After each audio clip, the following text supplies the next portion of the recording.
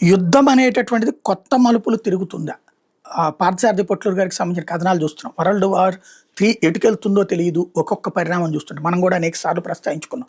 చిన్న అంశాలే మొదటి ప్రపంచ యుద్ధం, రెండో ప్రపంచ యుద్ధానికి చిలికి చిలికి గాలవానని. అట్లాంటిదే ఇప్పుడు రష్యా విషయంలో భారత్ చైనాల మీద ఆంక్షలు పెడుతున్నటువంటి ట్రంప్లో ఉన్నటువంటి కసి, అక్కడ ఆర్థిక వ్యవస్థ కుప్పకూలుతుంటే దాని నుంచి ప్రజల్ని డైవర్ట్ చేయాలన్నటువంటి ఆలోచన ట్రంప్తో పాటుగా యూరప్ దేశాల వాళ్ళకు ఉంది. అందుకనినే రష్యాని ఏదో ఒకటి చేసేస్తుంటే పబ్లిక్ అటెన్షన్ అంతా అటుకెళ్ళిపోతే యుద్ధాల సందర్భంలో పాలకులు మళ్ళీ గెలిచిన చరిత్ర ఉంది ప్రపంచంలో, కాబట్టి దాన్ని వాడుకోవాలనుకుంటున్నటువంటి సిచ్యుయేషన్ కనబడుతుంది. తాజాగా చూస్తే నాటోకు సంబంధించినటువంటి ఫారెన్ సెక్రటరీ ఎట్టే కాపర్ ఇదే మొక్కని చెప్పుకొచ్చారు. నాటో యుద్ధంలోకి అడుగు పెడుతుంది రష్యా మీద. ఇదే బ్రిటన్ చెప్పుకొచ్చింది. బ్రిటన్ విదేశాంగ మంత్రి నాటోతో చెప్పుకొచ్చారు. బ్రిటన్ రష్యా మీద యుద్ధానికి సిద్ధంగా ఉంది.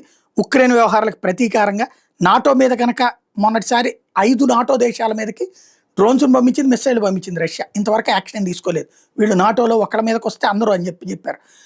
చివరికి డచ్ వాళ్ళు లేకపోతే ఫ్రెంచ్ వాళ్ళు ఆ వచ్చినటువంటి మిస్సైల్స్ను కూల్చారు తప్పించి ఏ యాక్షన్ తీసుకోలేదు. ఇకపైన బ్రిటన్ ప్రభుత్వం వచ్చి యుద్ధానికి దిగుతుంది మీ తరపున అన్నటువంటి లెక్క చెప్పుకొచ్చారు. కీర్ స్టార్మర్ ప్రభుత్వం తరపున మేము హామీ ఇస్తున్నామని చెప్పుకొచ్చారనమాట.